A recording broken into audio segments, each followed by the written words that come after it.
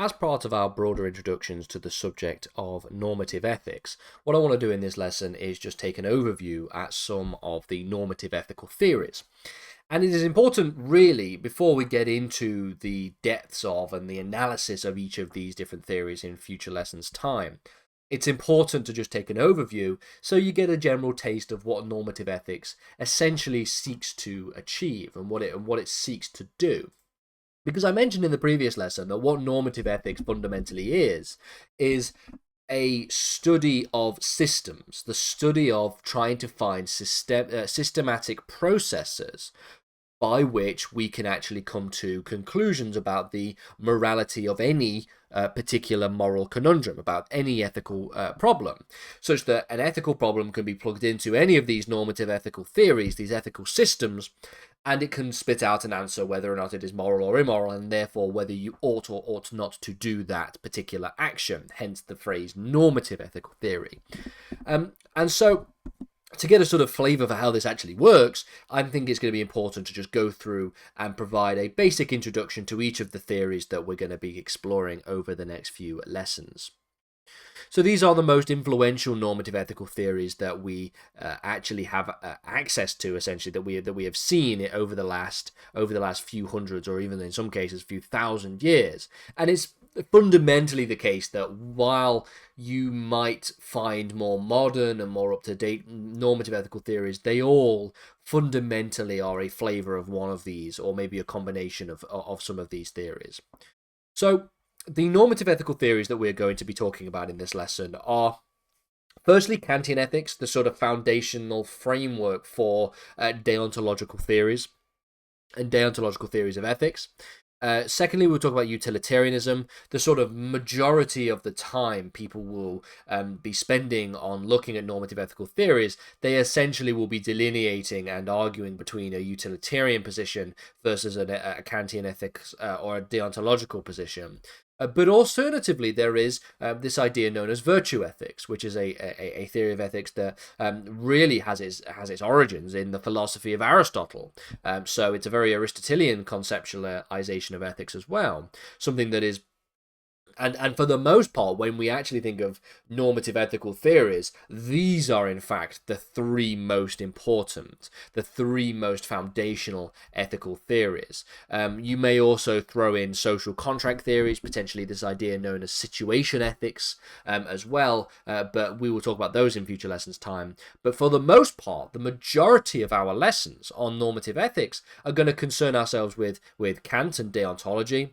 We will concern ourselves with Bentham and Mill and utilitarianism, and maybe some more modern conceptions of utilitarianism, and then Aristotle and virtue ethics at the end. And then we will look at situation ethics and social contract theories as a sort of subsidiary collection of normative ethical theories towards the end of our lessons.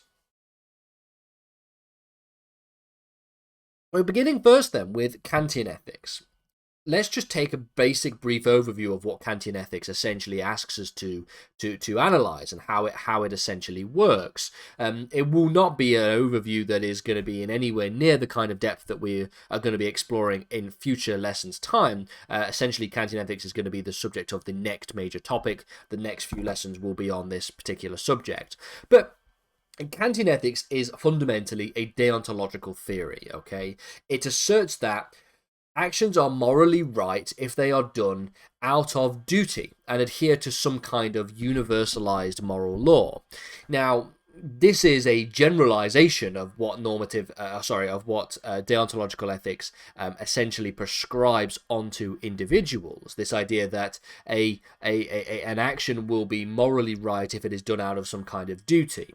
Now, the definition of duty, of course, is something that is delineated over time and that different philosophers come to different conclusions about. But fundamentally, what the point of a deontological theory is to essentially highlight the fact that, at the end of the day, a deontological theory will assert moral actions are either moral or immoral, good or bad, depending on those actions themselves, nothing necessarily to do with the consequences of that action. And so that's why we contrast deontological theories with consequentialist ones. So there is this adherence in Kantian ethics to this idea of a universal moral law, and this is formulated by Kant himself in what he describes as his categorical imperative.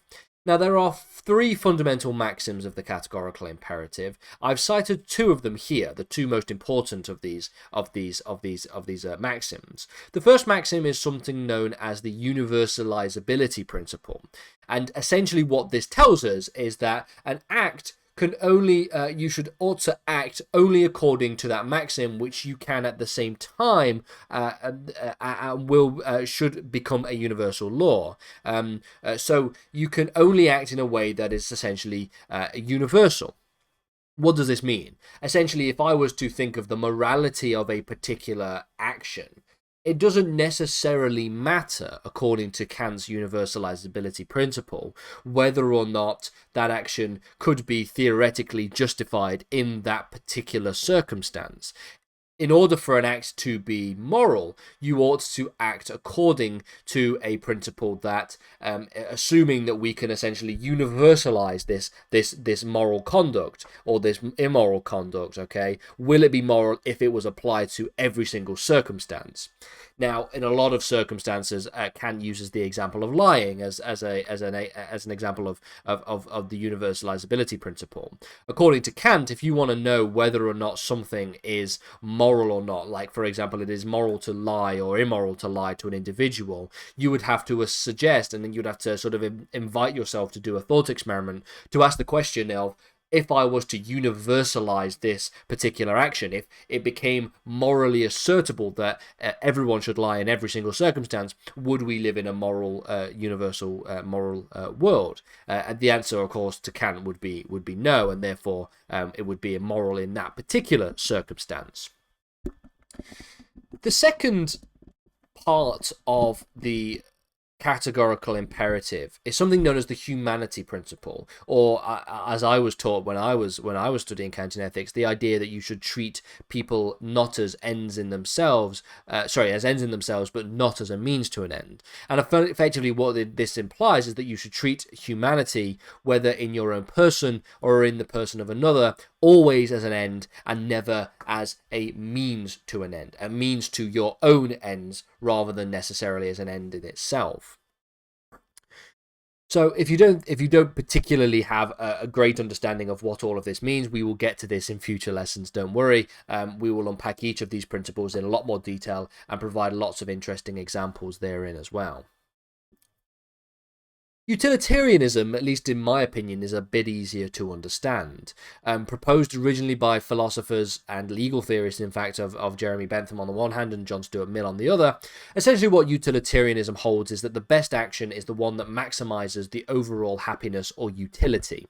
This is known as the principle of utility.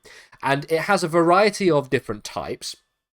For example, we have something known as act utilitarianism. And what act utilitarianism suggests is that we ought to assess each individual action based on whether it maximizes happiness, or according to Bentham, maximizes pleasure. Bentham was something of a hedonist and was part of a hedonistic movement. And so you can understand how this would essentially operate, and you can understand how this is considered to be a pretty substantive consequentialist theory. If I was to see whether or not an action was moral or immoral, I would simply have to ask the question of whether or not it would maximize my happiness, or it would maximize the overall happiness in the world if this action was performed or partaken. At which point you come to a conclusion that, oh yes, it may well have increased happiness, or no, it wouldn't. Therefore, it is moral or immoral on the basis of that decision. Now, in this sort of pure act utilitarian perspective, there is the very common critique that it seems to be very much in contrast to some basic fundamental ethical considerations. The philosopher Michael Sandel comes up with a very interesting example of a thought experiment in which you have a hospital in which you have 5 people who go into the hospital, each with various different ailments. One has a heart problem and needs a heart transplant, one of them has a lung problem and needs a lung transplant, one of them has a liver problem and needs a liver transplant, etc., etc. And so, just as these people walk in, a perfectly fit and healthy individual walks in as well at the same time. Now, theoretically, according to a basic pure act utilitarianism perspective and an act utilitarian standpoint, the moral action in that particular circumstance would be to essentially murder this perfectly healthy individual in order to harvest their organs, one for the heart, one lung, one liver, etc., etc., to make fit the other 5. And so you're increasing and maximizing happiness and utility overall, because you're saving 5 people's lives at the risk of 1. And this is, according to Sandel, seemingly quite an absurd position, or at least one that people are going to struggle to defend from a philosophical position.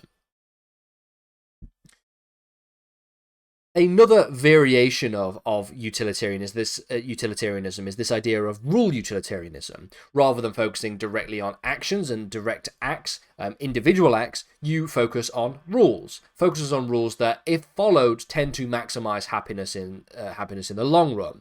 And generally speaking, according to a rule utilitarian, that previous thought experiment I just did, the Michael Sandel thought experiment, would probably not equate to a moral action and a moral outcome, because if you can murder people for the harvesting of organs, in the long run, that would not maximize happiness. And so, as a result of which, you come to a conclusion that the rules are what we ought to be examining, not individual actions taken from a subjective point of view.